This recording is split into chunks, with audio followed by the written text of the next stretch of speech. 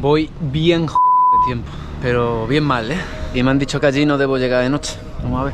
La ley de la probabilidad indica que mientras más juegas a la lotería, más posibilidades hay de que te toque. Madre mía, qué barbaridad. Yo llevaba apostando desde que entré a México y aquel día, en una carretera fronteriza entre Jalisco y Zacatecas, Da miedito la carretera, ¿eh? me tocaría. El problema es que no puedo ir todo lo rápido que me gustaría porque la moto se revoluciona mucho. En el episodio anterior descubrí que una fuga de aceite provocó que se me quemaran los discos de embrague, por lo que la apuesta sería aún más seria. Esto que hago a veces de ganar tiempo al reloj, hoy no lo puedo hacer.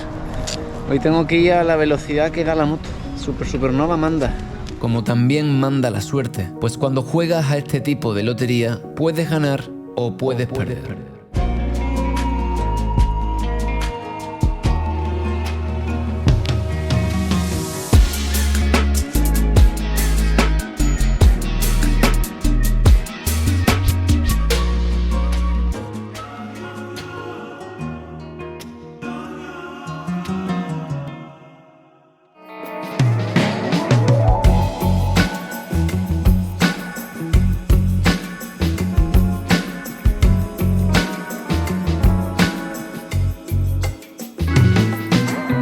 He hecho 2 kilómetros y mira, ay Dios mío, ¿llegaremos o no llegaremos? Estoy nervioso.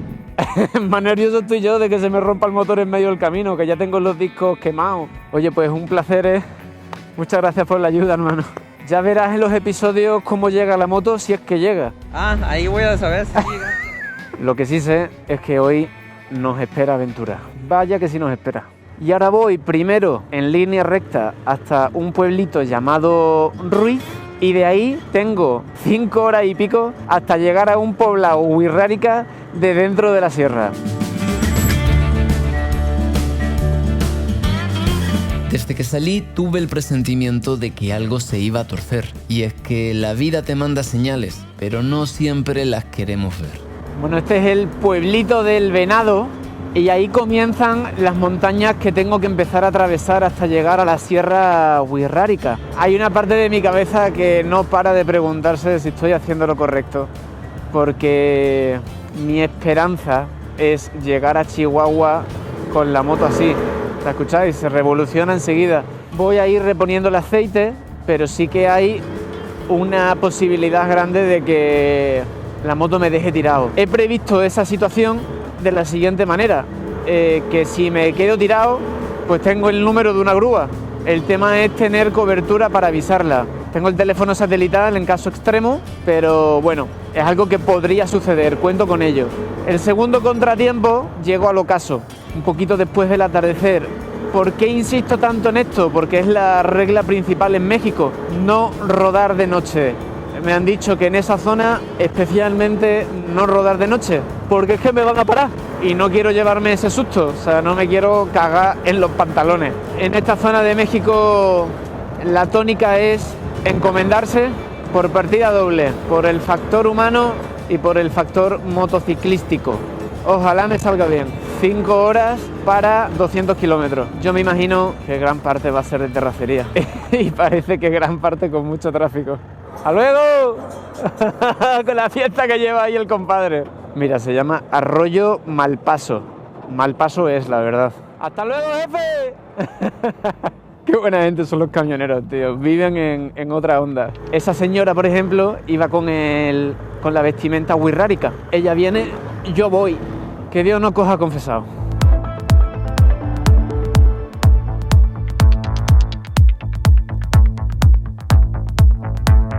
Con toda la razón se llama Malpaso, si es que se ha ido cayendo parte de la carretera al arroyo, por todos lados, mirad. ¡Wow! ¡Ay! Madre mía, hay algunos obstáculos en el camino. La carretera es hermosísima, si no tuviera 4.554 agujeros, si no fuera por ese leve detalle que puede hacer que te salga de una curva porque se te meta la rueda en el agujero cuando te estás tumbando un poquito, menos mal que Supernova me ayuda a no ir rápido. Si es que todo pasa por algo. Esta ruta es mucho más segura hacerla con los discos de embrague quemados. Muchísimo mejor. muchísimo mejor habría sido darme la vuelta, pues pronto fui sospechando que el abandono de la carretera en conjunción con el poco tráfico eran síntomas de que me estaba metiendo en la boca del lobo.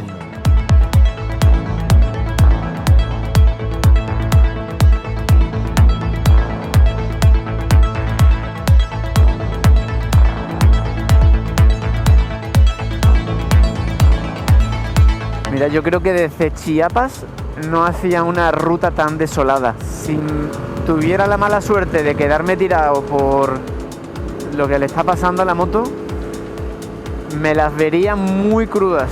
¡Ay, supernova! Si tú supieras las de kilómetros que te quedan hasta llegar a Chihuahua, vas a tener que aguantar agonizando. Pues 1164 kilómetros con el embrague a punto de tronar hacen que la ley de la probabilidad juegue en tu contra.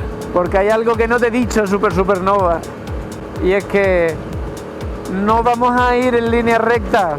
Sin embargo, a falta de pan, buenas son tortas. No sé si lo veis, pero esto es muy bonito. Agujero, todo lo que tú quieras. ¿Con qué te quieres quedar? ¿Con el estado de la carretera o con las pedazos de vistas que hay para allá? Por lo menos si me quedo tirado, sé que vistas no me van a faltar.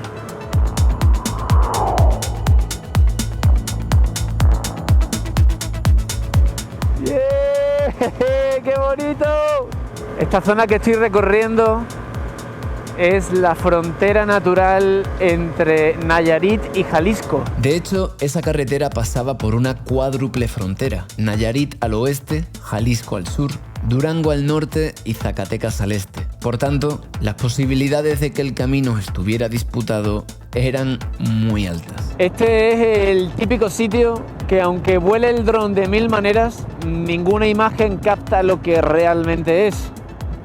A veces sucede, así que todo lo que puedo hacer es transmitiros lo que mis ojos ven, que es muy bonito. Y así como mis ojos están viendo lo bonito, a mí me da la sensación de que cada 200 metros hay un halcón. No sé por qué. Los halcones en México son personas que trabajan para un grupo criminal vigilando ciertas zonas específicas, con el objetivo de informar a sus superiores sobre el despliegue de autoridades, la presencia de células contrarias y movimientos atípicos en la región asignada. Una moto grande, con cámaras por todos lados, definitivamente entra en la descripción de movimiento atípico. Me miran mucho y muy seguido. Tal vez sea por el ruido que hace la moto. No lo descarto. Cachorro, no te metas, cachorro. Qué bonito, la verdad es que esto está muy virgen, muy virgen.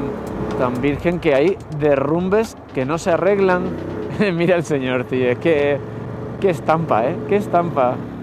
Hasta luego. Ah, no es un señor, es un jovenzuelo. Hasta luego. En este tipo de sitios nunca sabes quién es quién, así que por si acaso, mejor saludar para tratar de mostrar que vas con bien. Que sigan habiendo sitios así, tan vírgenes.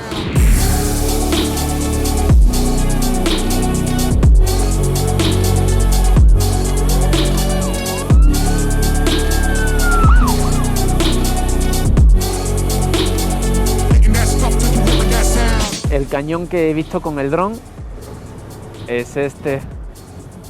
¡Uf!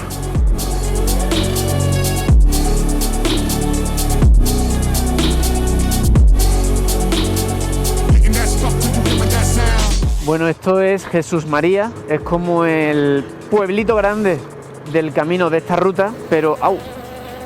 ¡Ay, que se me ha metido por aquí! Está completamente desolado. O sea, es inhóspito, pero no por ello menos interesante. Y según el mapa, me quedan 2 horas y media para 86 kilómetros, así que me imagino que la terracería debe andar cerca.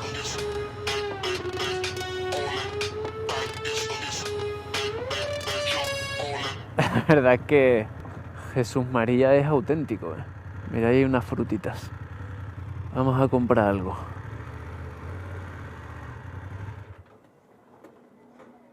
Hola, ¿qué tal? ¿Venden frutas acá? ¿Sí? Vamos a comprar fruta. Hola, buenas tardes. ¿Qué tal? ¿Queda muy lejos San Andrés Coamiata? Aquel día no entendí bien qué me dijo la señora porque no hablaba mucho español, pero hoy escuchándola de nuevo creo que tal vez lo que intentó expresarme era que no me recomendaba ir hacia donde me estaba dirigiendo.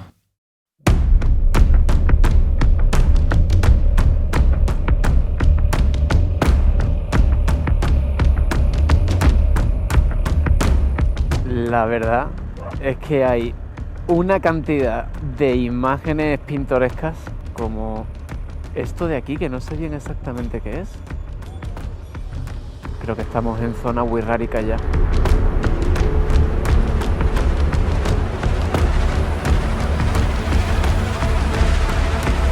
¡Qué imágenes tan bonitas! Uno de los regalos de venir a zonas poco visitadas.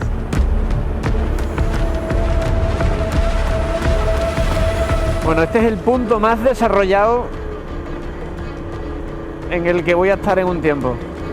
Jesús María, porque mirando el mapa, madre mía, ¿dónde me voy a meter? Bien para adentro en la sierra, pero es que los contactos wixárikas que tengo están allí. Así que para allá voy.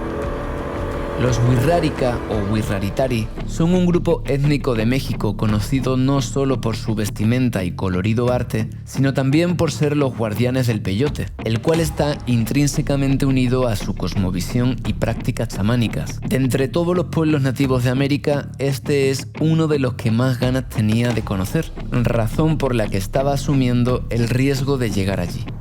El otro día alguien me contó que los maracames de la nación huichol o wixárika, muchos desarrollan cataratas en los ojos por la energía crística que manejan mientras cantan mirando al fuego. El fuego es tan creador y destructor en esa simbiosis perfecta entre vida y muerte que sí que me parece coherente que abra ciertos canales de conocimiento. Tengo muchas ganas de llegar al lugar al que voy. ¡Madre mía! Joder.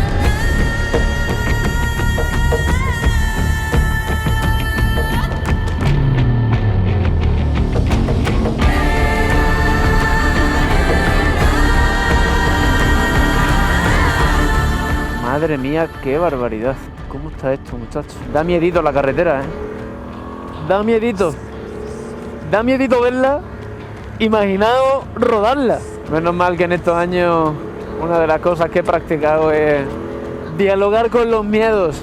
Hay veces que los miedos toman forma humana y ahí, en esa carretera, estaba a punto de conversar con ellos cara a cara.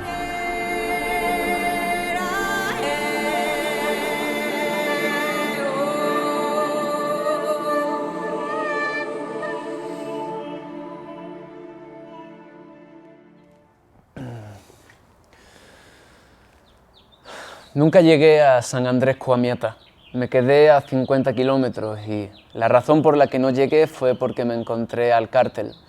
O más bien ellos me encontraron a mí porque les habían dado el aviso 25 minutos antes de que había pasado una moto con cámaras.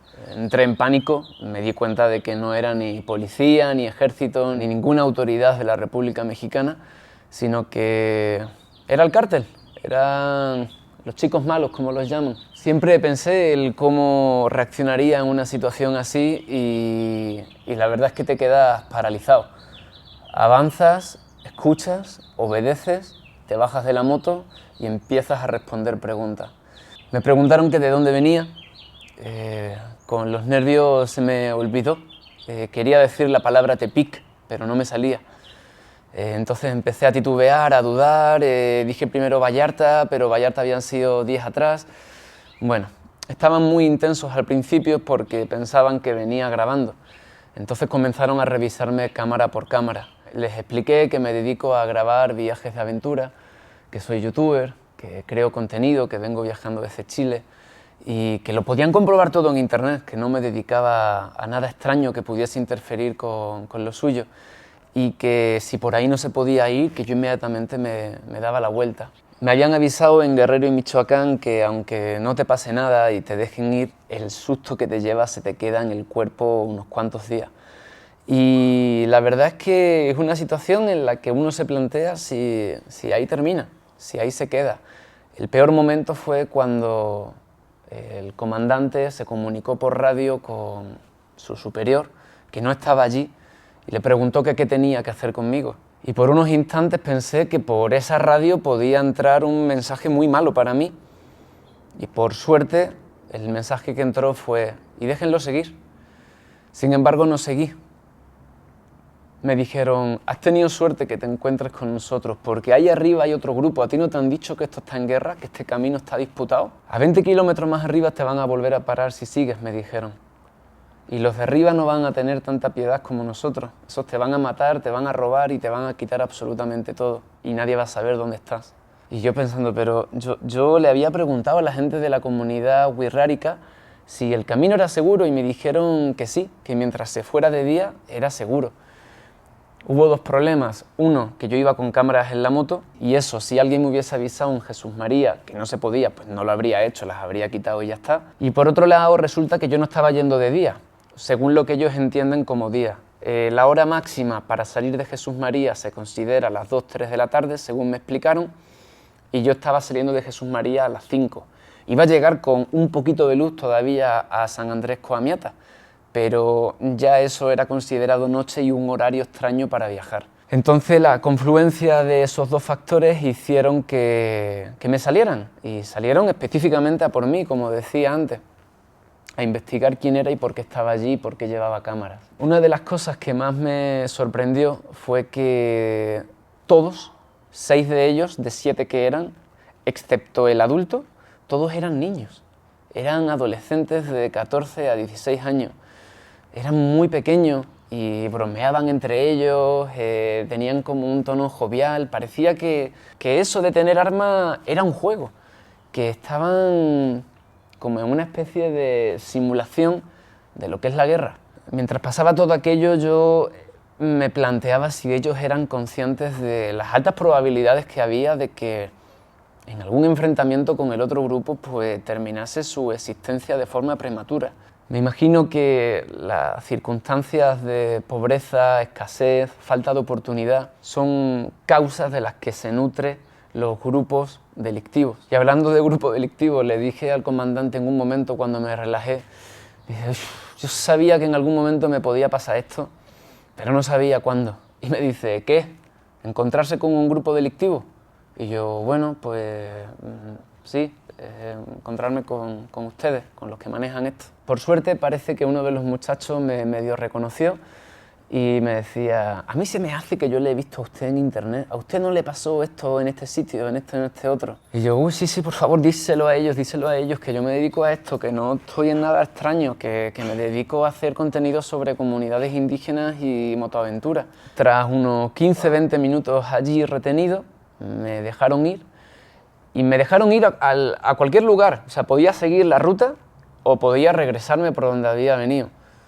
Pero claro, como me dijeron que los de arriba iban a ser menos gentiles conmigo, digo, no, me regreso, seguro que me regreso. Esa noche no pegué ojo, estaba muy nervioso, con cualquier ruido me despertaba, estaba angustiado, con ansiedad. Bueno, pues consciente de lo que me podría haber pasado, ¿no? Y a eso de la medianoche empiezo a escuchar un griterío, me asomo a la ventana del hotelucho en el que me estaba quedando y de repente veo una turba de gente con antorchas corriendo y gritando. Entré en pánico de nuevo, no sabía qué pasaba, no entendía, era un martes normal y claro, pensé que el pueblo indígena, por alguna razón, yo los había ofendido y venían a mí a justiciarme. En situaciones así uno entra un poco en paranoia y piensa que todo lo que sucede alrededor va contra uno. Por suerte pregunté allí dentro, oye, ¿qué pasa? Que veo a gente corriendo con antorchas.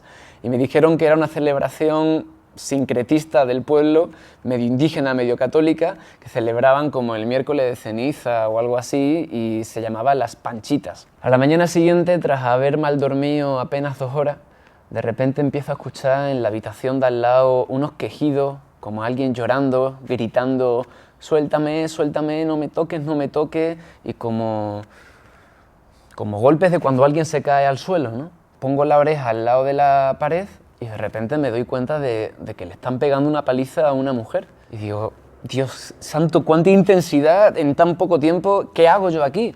O sea, me meto, intervengo, luego pueden tomarla conmigo, ¿qué hago? Digo, bueno, voy a llamar a la dueña del hostal para que sea ella la que llame. Total, que tras convencerla para que fuera y tocara la puerta, toca y dice: señores, que si ustedes tienen sus problemitas, por favor, vayan a resolverlos a otro lado, aquí no.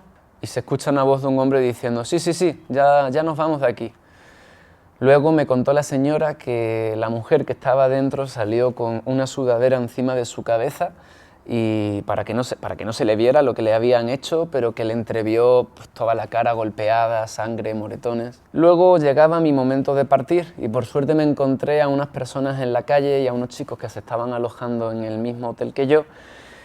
Me invitaron a desayunar, les conté lo que me había pasado, me explicaron un poco la realidad de la zona y me dijeron: te puedes volver por donde has venido sin problema, pero si a donde estás yendo es a Chihuahua, vete por la carretera a Durango, por Guazamota. Pero yo la había visto en el mapa y me daba mucho miedo, pero ellos insistían en que no me iba a pasar nada por ahí, que esa carretera no estaba en disputa y que podía transitar por ahí sin problema. Eso sí, la carretera está muy sola, me dijeron. Como se te rompa la moto por la falla que traes en el embrague, vas a tener una situación complicada. Es difícil que alguien te saque de ahí, porque está muy desolado y muy aislada esa zona y prácticamente nada transitada. Entonces, bueno, miré el mapa de nuevo y dije: ya me ha pasado lo malo una vez, malo será que me pase 2 veces. Y decidí jugarme las cartas y optar por tirar por ahí. La reflexión sobre lo que me pasó pues es similar a cuando he tenido un susto grande con la motocicleta, cuando me caí por el barranco, cuando nos pasó aquello en La Guajira a Simón y a mí, cuando me quedé en aquella ruta tirado en Guatemala. Pues recordatorio de que estamos de paso y de que en cualquier momento se puede ir. El accidente que tuve en San Cristóbal, todo el cuerpo de repente sabe, cada molécula, cada célula de tu ser, que el fin es inminente, que puede que sí y puede que no. Se experimenta una gran adrenalina, hay como momentos de euforia, momentos de depresión, estás triste, estás alegre, no sabes cómo sentirte porque te ha podido pasar pero no te ha pasado, entonces me alegro o me hundo, ¿qué hago? Hay como un desconcierto emocional ahí. Una de las razones por la que viajamos, o al menos viajo, es porque es para conocer las realidades del mundo. Y desgraciadamente México es una realidad prácticamente en todo el país. Te la puedes encontrar, no te la puedes encontrar, la puedes querer ver, puedes querer vendarte los ojos, pero la realidad es que en México pasa esto, y pasa en casi todo el territorio. A veces más disimulado, a veces más evidente, pero que está. Bueno, pues observar ahí el cómo se pueden torcer las cosas tan generalizadamente. Cómo cuando se da una coyuntura de debilidad en las estructuras del Estado, más falta de oportunidad y recursos, más un chance para tener dinero, coche, mujeres, droga, estatus social, pues eso se nutre de las personas que, si no es por esa vía, es muy difícil que accedan a un cambio de vida y ¡boom!, se expande, adquieren poder y se acaban apoderando de un país entero. Sinceramente, las sensaciones inmediatas fueron de: me quiero ir de México, yo ya me quiero ir de aquí, yo no quiero estar más lidiando con la posibilidad de que me vuelva a pasar, de que me vuelva a parar, de que salga peor de cómo salió, de que el resultado sea otro. Y bueno, lo he reflexionado, lo he meditado y creo que no puedo juzgar un país entero por una mala experiencia cuando he tenido tantas otras tan buenas, cuando he conocido gente que me ha aportado, que me ha hecho crecer, que me ha nutrido, que ha inyectado felicidad y alegría en mi ser. Un país que tiene verdaderas maravillas. México es impresionante todo lo que tiene. Y en mi opinión tiene mucha más luz que sombra, solo que cuando te toca la sombra te quieres ir al sol.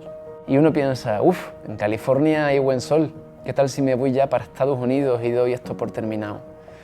Pero me parece que esa es la decisión cobarde y mi corazón siente que todavía me queda algo de recorrido por aquí. Entonces he decidido continuar lo que me falta. No quiero tirar la toalla, no quiero abandonar y estoy seguro de que en muchos aspectos me acabaré alegrando de haber aguantado, haber persistido y haberme aferrado pues a lo bueno y no centrarme solo en lo malo. ¿Qué puedo decir? Realidades del mundo, realidades reales. Y como me decía Aurelio el otro día, cuidado, mucho cuidado, cuidadito. seguimos el viaje, vamos a ver qué pasa.